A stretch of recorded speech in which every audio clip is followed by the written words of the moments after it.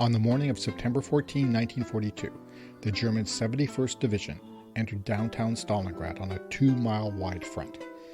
Captain Gerhard Munck personally led the 3rd Battalion, 194th Infantry Regiment, as it tried to cross several city blocks and gain the riverfront. Until now, his men had suffered mostly from heat or occasional Russian rear guards, and Munck thought their chances of reaching the Volga by nightfall were excellent. But once they reached the congested avenues of the city, casualties rose sharply. From 3rd and 4th floor windows, snipers riddled the columns, and hidden light artillery blew gaps in the ranks.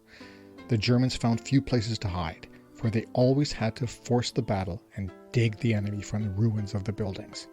Still, by 2 p.m., the 3rd Battalion had closed to within a few hundred yards of the main railroad station, just off Red Square, and Munck received orders to seize the ferry landing at the Volga. Despite mounting losses, he was still confident. His men had captured several Russian couriers running through the streets with handwritten messages. Sensing that the Soviet 62nd Army's telephone communications had been broken down, and that it was now increasingly dependent on isolated small groups to contain the Germans, Munck assumed that his depleted battalion could manage the last half-mile toward their goal. A group of NKVD soldiers braced for the final German thrust to the river. Drawn up in an arc around the main ferry across the Volga, the 60 soldiers waited for their commander, Colonel Petrikov, to return from a scouting mission along Pensinskaya Street. To figure out where the enemy was trying to break through, Petrikov and his 2 aides walked as far north as the 9th of January Square.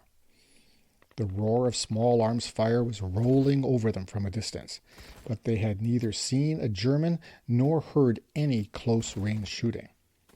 The square was deserted, and Petrikov stood beside an abandoned car to assess his situation.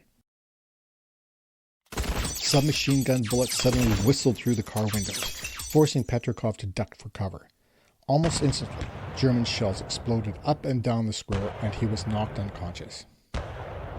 Rescued by his men, he awoke in a tunnel at the edge of the Volga, where he lay under an overcoat and heard that the Germans had rushed for the river and taken a series of buildings near the shore. From the House of Specialists, an apartment house for engineers, from the 5-story State Bank, and from the beer factory, the Germans were hollering, "Rus, Rus, Volga Bulbul! Russians will drown in the Volga." Petrikov staggered to the tunnel entrance and looked out at the river for some sign of the 13th Guard Division. But the time for their crossing was still hours away, and he had to keep the Germans from the ferry until then. When a small Russian boy wandered into the tunnel, the curious Petrikov asked his name. "Kolya," he replied, and told the colonel that the enemy had sent him to spy on Russian strength between the House of Specialists and the Volga. Petrikov smiled and asked Kolya to tell him instead about the Germans. Kolya knew exactly who his captors were. The 1st Battalion, 194th Infantry Regiment, 71st Division, commanded by a Captain Ginderling. Protecting Gerhard Munck's left flank, Ginderling was also trying to sweep to the main ferry before dark. As dusk approached, Ginderling sent his troops from the beer factory toward the ferry pier, just 750 yards away. Petrikov's 60 men formed a skirmish line around the landing, fighting hard, although their ammunition was dangerously low. Suddenly a motorboat appeared from across the Volga, carrying cases of ammunition and grenades. Resupplied, Petrikov's NKVD soldiers now prepared to counterattack. The colonel had found a 76mm gun on a side street, and while he tried to learn its parts, he issued the order to move out when he fired the 5th shot from his new artillery piece. Petrikov aimed the weapon at the State Bank, loaded the first shell very carefully, and shot directly into the cement building. As he readied another round, a launch chugged in behind him, carrying men of the 13th Guards. But the Germans had seen them too, and the launch was quickly surrounded by explosions. Bracketed by gunfire, Colonel Yelin, commander of the Guard's 42nd Regiment, jumped off the boat into knee-deep water and ran up the embankment. When he met Petrikov and heard that he was firing at the state bank, Yelin angrily told him to stop because his own men were about to storm the building for hand-to-hand combat. The situation was still perilous, but no Russian was aware of one significant fact. The Germans attempting to drown them in the river were themselves on the verge of collapse. Near the railroad station, Captain Monk counted his ranks and realized that the 1 day's fighting in Stalingrad had cost him most of his battalion. Almost 200 of his men lay dead or wounded on the streets leading to Red Square. Now the railroad station was an even more deadly obstacle. Although the Russians had not occupied it in strength, Monk was instinctively afraid of it. Hidden inside its vast network of tracks, cabooses, and freight cars, a small group of snipers could tear his reduced force to pieces. He decided to bypass it and called in an airstrike. It came in quickly, but the Stukas missed the target and dropped their bombs in the midst of Monk's troops. As darkness fell, the captain assembled his battalion in the U-shaped, unfinished government house where, from the terrace, he first saw the Volga. He made another head count and found he had less than 50 men left to take the ferry. Recognizing that his 3rd Battalion no longer had the power to accomplish that on his own, Monk told his soldiers to take cover and settle in for the night. That story comes from Enemy at the Gates by William Craig, a detailed description of the Battle of Stalingrad published in 1973, and which shares little more than a title with the movie of the same name.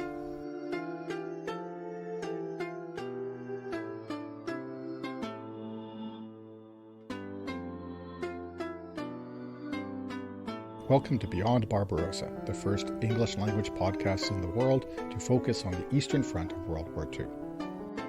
I'm Scott Burry, podcasting to you, as usual, from the Redbeard Studio on traditional Anishinaabe Algonquin territory, also called Ottawa.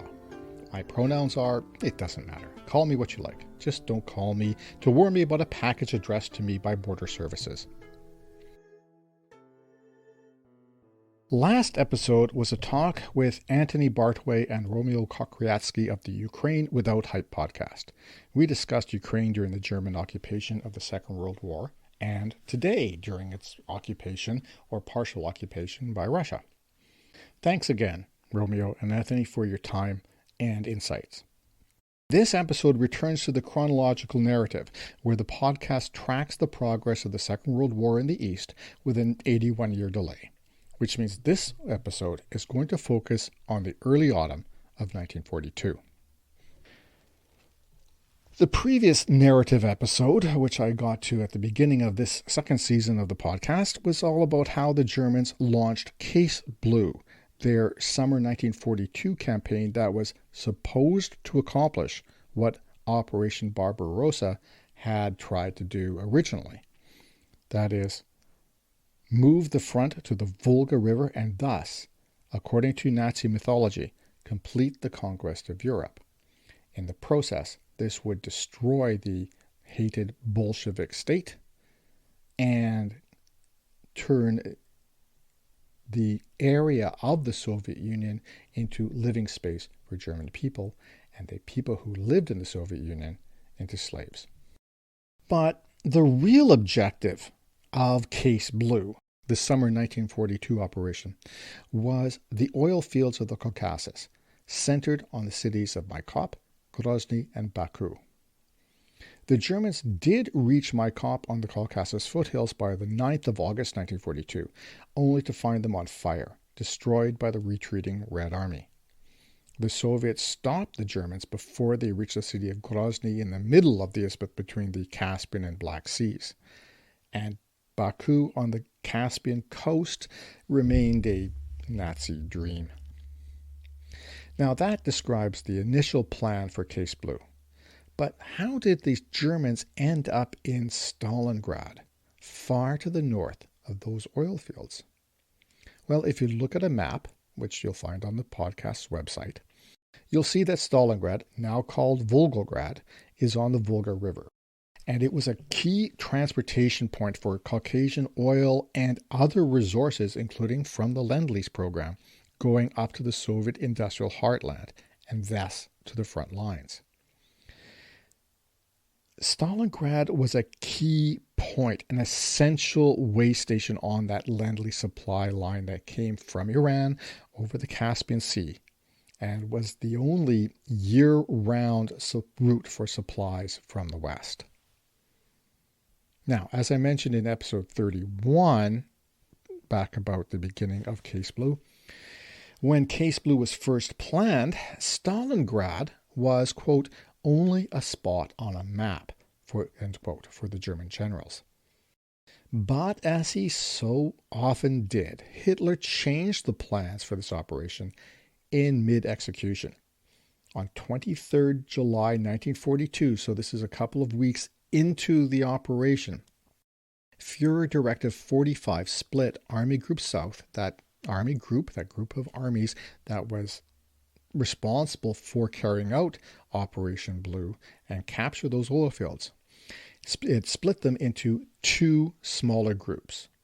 Army Group A, under Field Marshal Wilhelm List, went south to get those oil fields, while Army Group B, comprising the 6th Army under the newly appointed General Friedrich Paulus, and the 4th Panzer Army under General Hermann Hott, with the support of Wolfram von Richthofen's 8th Air Fleet, were charged with destroying Stalingrad, not capturing it, just destroying it so that it couldn't be used anymore.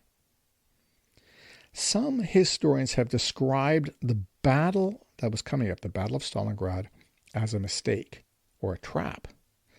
The Germans ended up in Stalingrad, according to one, almost by accident. It would turn out to be the farthest penetration eastward by Germany and its European allies and puppets. But that's getting ahead of the story. Before I go on, it's time for our regular feature, What's Going On Elsewhere in the War?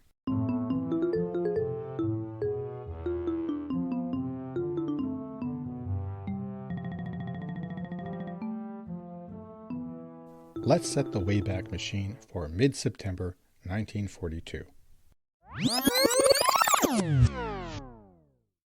In the Pacific, Australian and U.S. forces pushed a Japanese attack off the island of Papua in the Battle of Milne Bay. Elsewhere on Papua, the Japanese continued their advance on the Kolkata Trail toward Port Moresby. On 15 September, the Japanese sank the light carrier USS Wasp off Guadalcanal. Fighting near the island in the Solomon Chain would last for another 6 months. On 10 September, the Royal Air Force conducted a major incendiary air raid on Dusseldorf, Germany. 12 September was Rosh Hashanah. On that day, 4,000 Polish Jews were sent to the Belzec death camp and murdered. On 3 October, the Germans launched the first man-made object into space, the A-4 rocket, which reached 84.5 kilometers or about 50 miles altitude.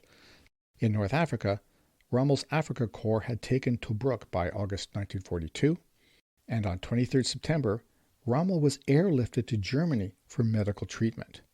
1 month later, he would rush back to take command of the North African forces once again as Australian and British forces began the Second Battle of El Alamein. To sum up, this confirms what I've said in several previous episodes.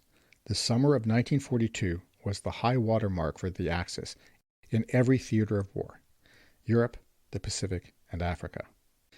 But as you know, when water reaches its high point, it begins to recede.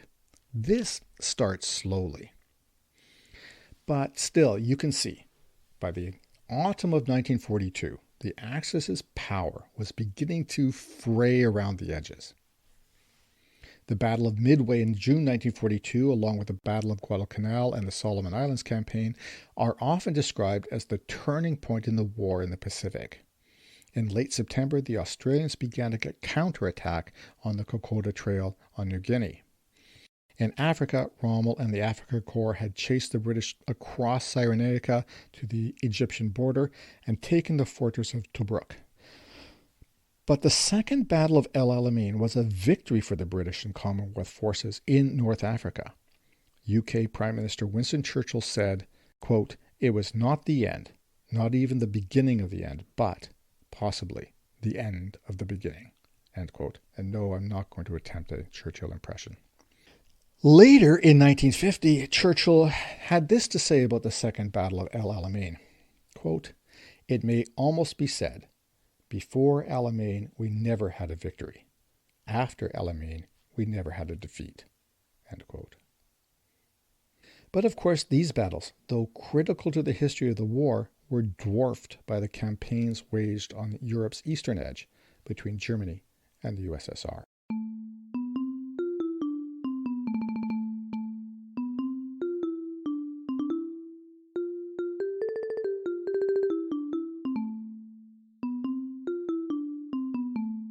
Stalingrad, the new goal to destroy. As I described in episode 31, the Germans crossed the Don River and sped across the Kuban steppe in days in August 1942. They reached Stalingrad on 23rd August with a massive initial air raid by the whole 4th Luftflotte, or air fleet. And this caught the civilian population completely by surprise. But the Soviet command had not been completely useless all this time. In true communist style, they had been reorganizing. They renamed the Southwestern Front. The front is a group of armies in the Red Army at the time. They renamed it the Stalingrad Front, comprising 4 armies. Also defending the city was the Don Front under our old friend Konstantino Rokossovsky. It had 3 armies situated north of the Volga and Don rivers. But the Stalingrad Front was in the point of the action, especially the 62nd Red Army under General Vasily Chuikov. Now, Stalingrad, as I mentioned once before, so if you really want more information, go back to episode 31. But anyway, Stalingrad, as I described in episode 31, lies entirely along the right or western bank of the Volga River, just upstream of its last great bend toward the Caspian Sea. Unlike most cities, its layout is long and skinny, just on one side of the river.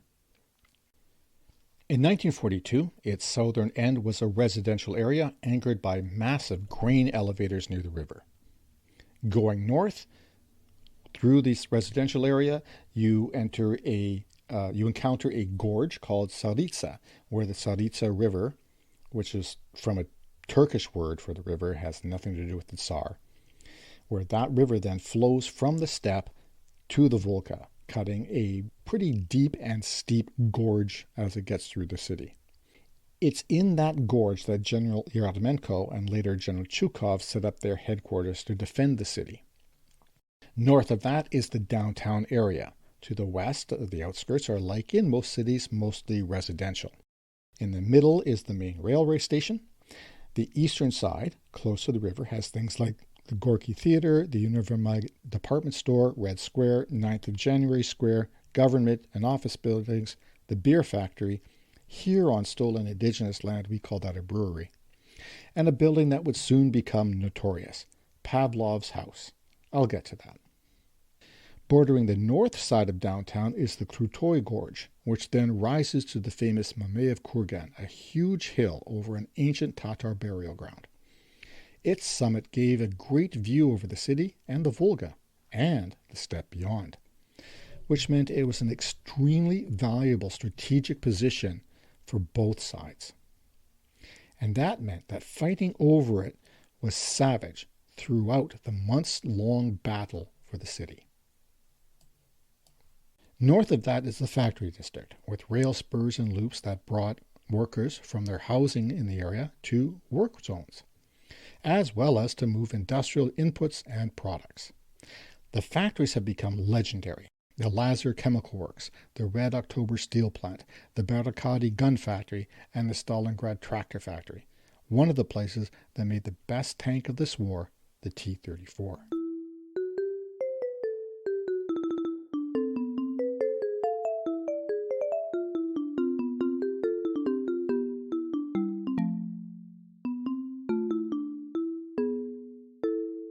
On 12 September, General Yermolenko, commander of the Stalingrad Front, appointed General Vasily Chuikov as commander of the 62nd Army, in charge of the defense of the city itself, the guy right in the middle of the action. He reportedly said that he saw his duty, quote, to defend the city or die in the attempt." End quote. The Germans, by the middle of September, crowed that they had surrounded Stalingrad. But they only really surrounded it on the western side, so to me, that's not surrounding. Other than bombardment, the Germans never reached across the Volga.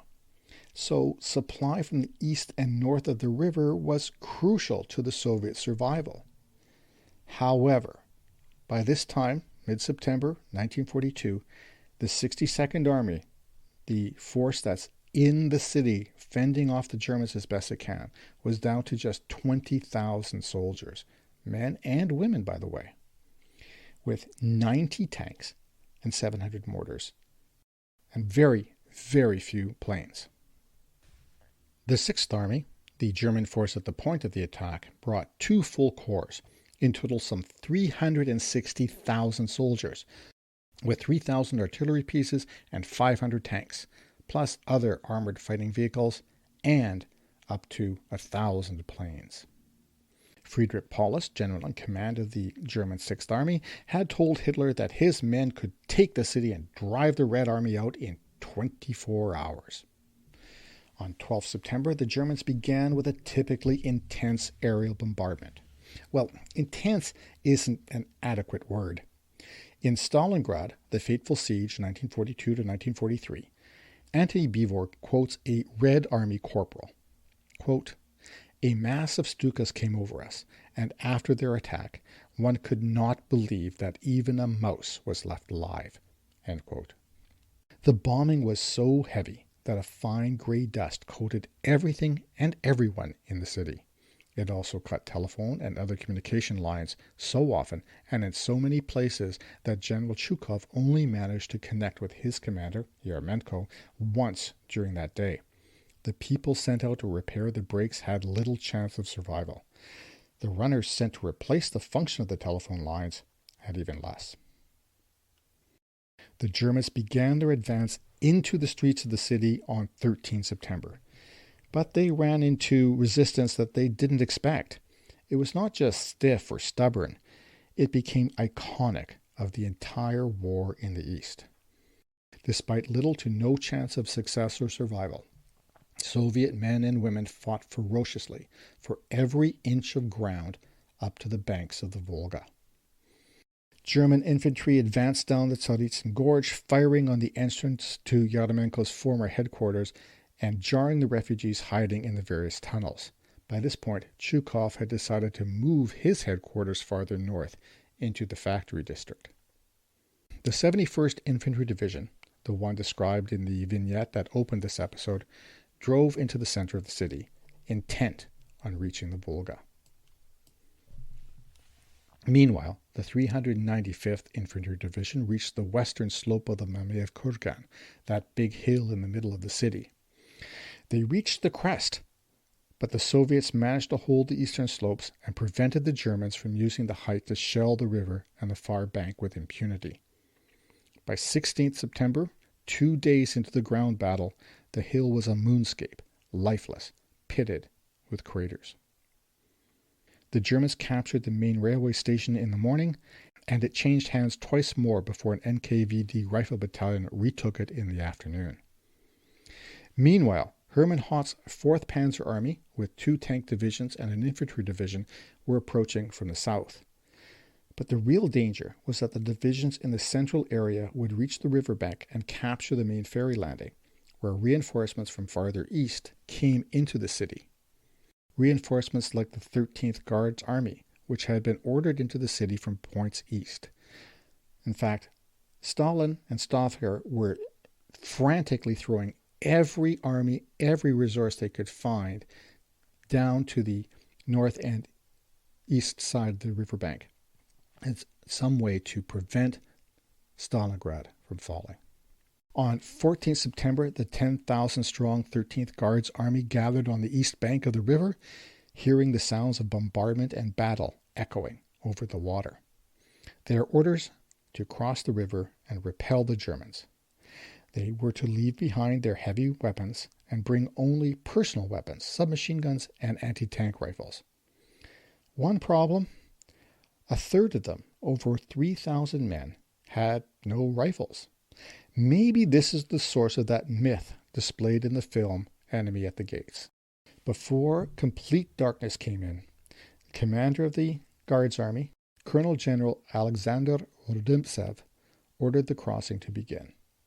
In every boat and watercraft they could scrounge up, they began moving over the river in relays, men on the first transit watching the flames and flashes of battle, hearing the sounds of shells and rifle fire, while men waiting on the east bank tried to calculate how long they had left before they had to make the trip.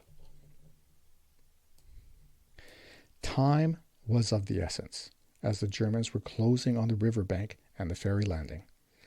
But as they moved into the city that had once been an exemplar of communist urban planning, they found themselves fighting in a hell of their own creation. So, what do you say? Shall we join hands and go into hell together? Oh, okay. First, a short break.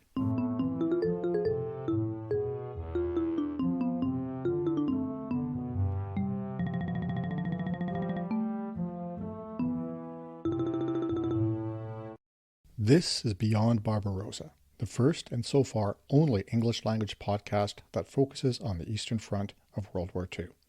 And by now, you know I'm Scott Burry, writer and narrator. This podcast's only source of funding right now is you through Patreon. So, if you like this podcast, why not subscribe or follow, or whatever your preferred podcasting platform calls it? And please consider supporting it at any amount through Patreon. Visit beyondbarbarossa.ca and click on the Patreon link in the banner. Thanks.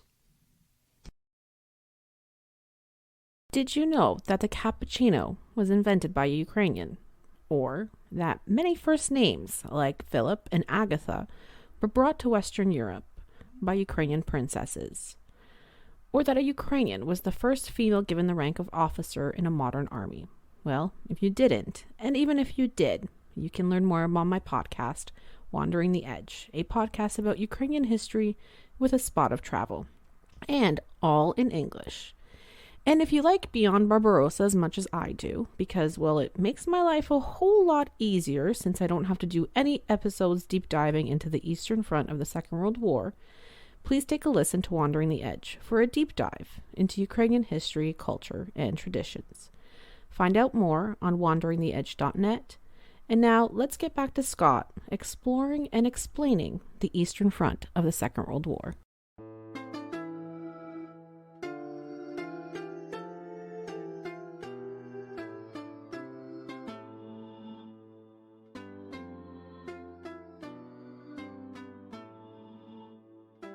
Thanks for coming back.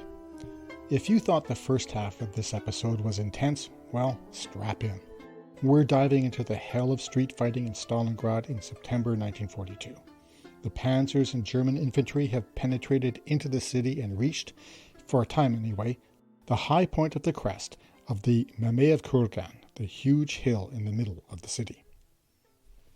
From there, the Germans saw the first group of the 13th Guards Division crossing the Volga and opened fire with artillery, mortars, and machine guns. The panzers and German infantry have penetrated into the city.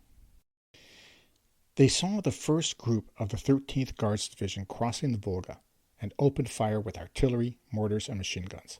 At least one boat got a direct hit, killing men on board, drowning others who fell into the river.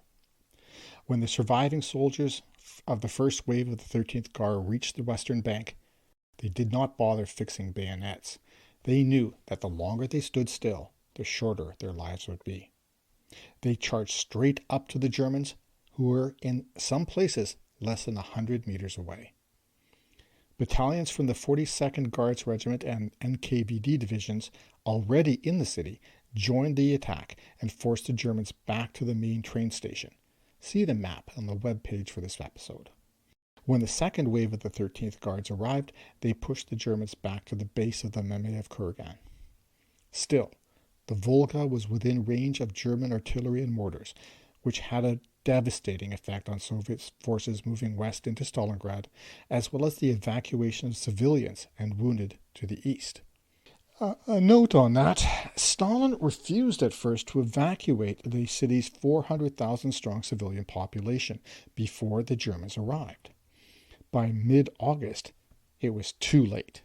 Thousands were quickly stranded behind German lines when they reached the city.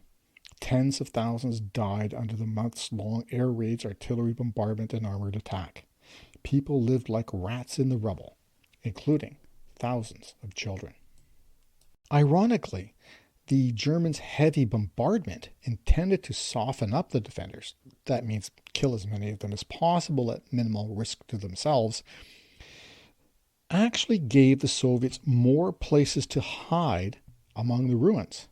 The Battle of Stalingrad quickly became a contest between small groups and individuals. In fact, the Germans started to call it Rattenkrieg, a war of rats. Soviet snipers became national heroes, a subject I'll get into in a future episode. But also, booby traps, mines, hidden anti-tank guns, and tanks became chief Soviet tactics. German casualties were enormous, far higher than they expected, even after their experience on the Eastern Front to this point. General Friedrich Paulus suffered a case of dysentery that he was unable to shake throughout the battle.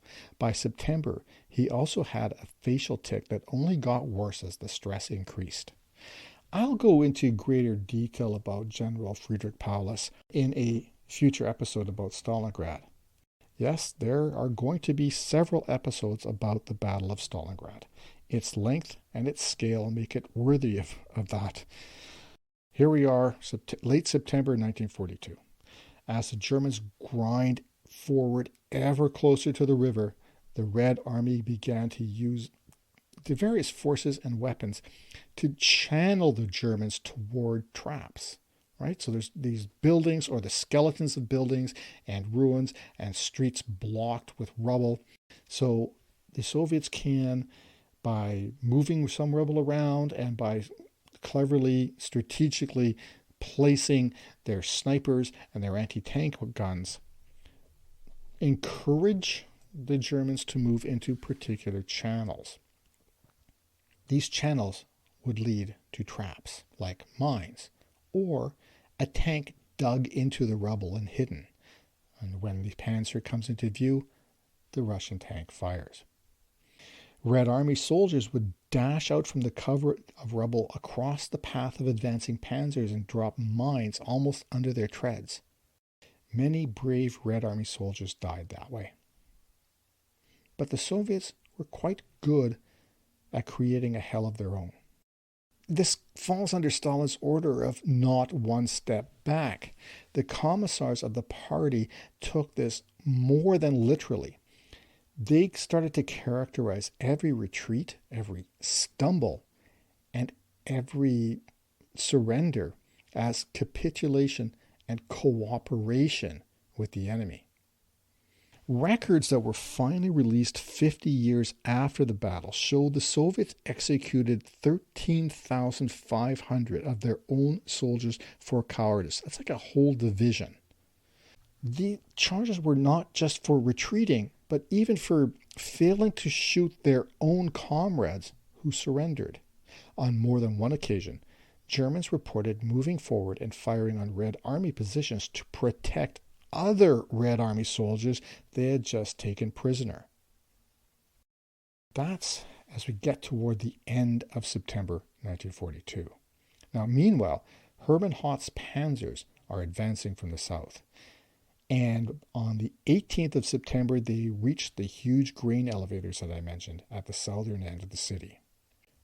Grain elevators with their thick concrete walls make great fortifications.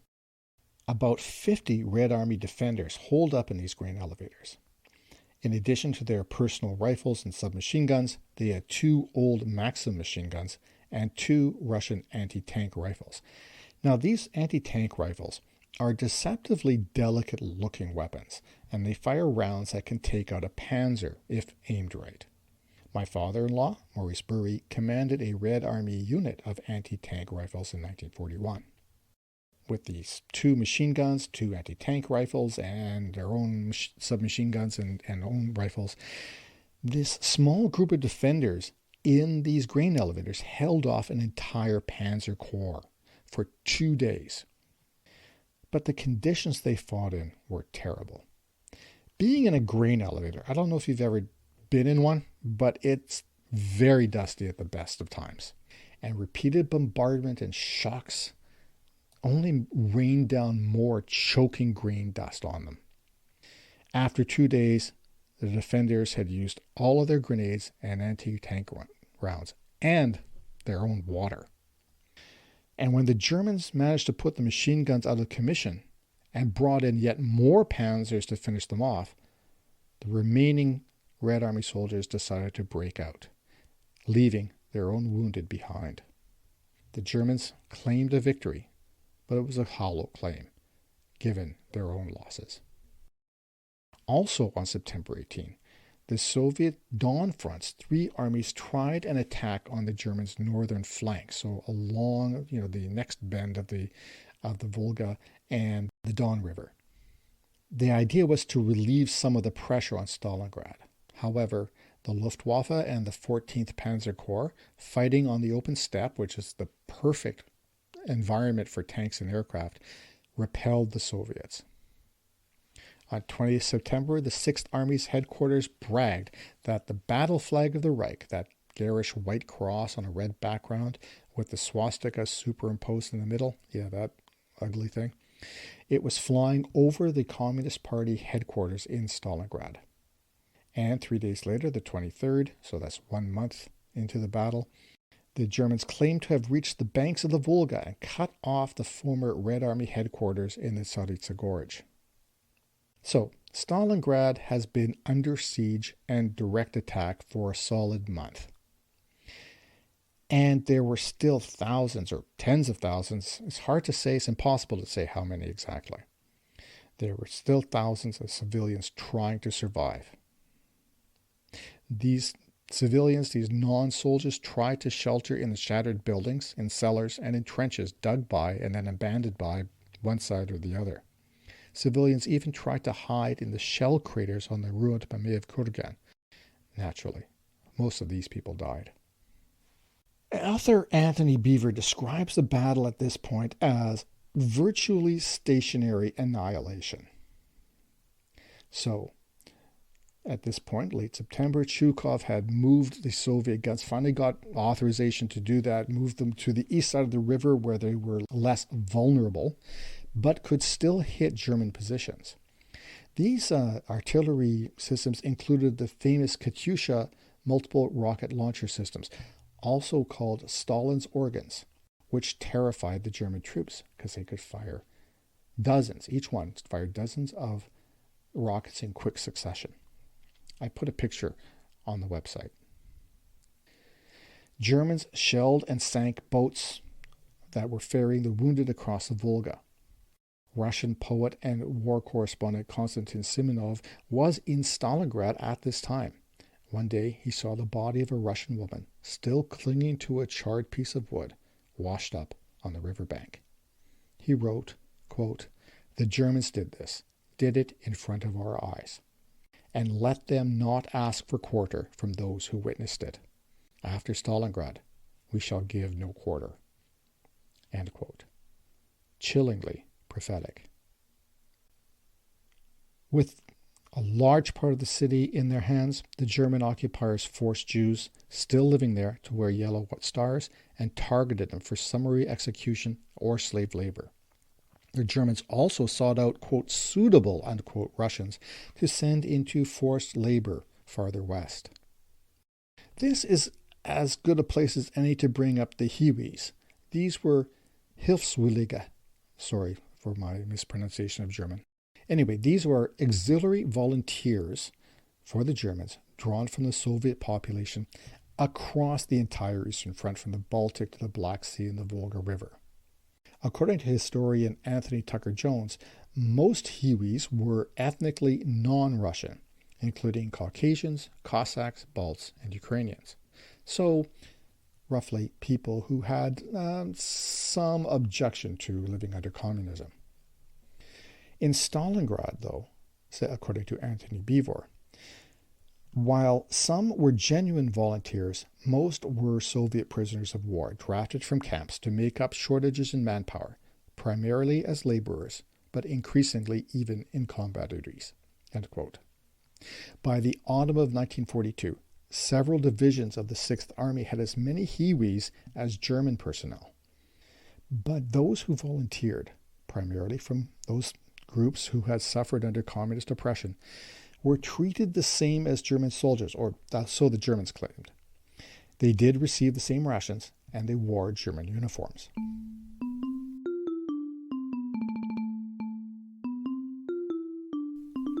On September 30, Hitler gave another of his rally speeches at a sports stadium in Berlin. Remind you of anyone from this century? He claimed that no one would move the Germans from their place on the Volga. But the men and officers on the ground felt differently. For example, Lieutenant Colonel Helmut Grosskreutz of the 6th Army, an anti-Nazi who had tried yet failed to save Jewish children from being murdered earlier, wrote in his diary, quote, "Will Stalingrad turn into a second Verdun?" This was a reference to the longest battle of the First World War, which resulted in some 143,000 German dead when they tried to take high ground that had already been heavily fortified by the French. Grosskreuz's question was also chillingly prophetic.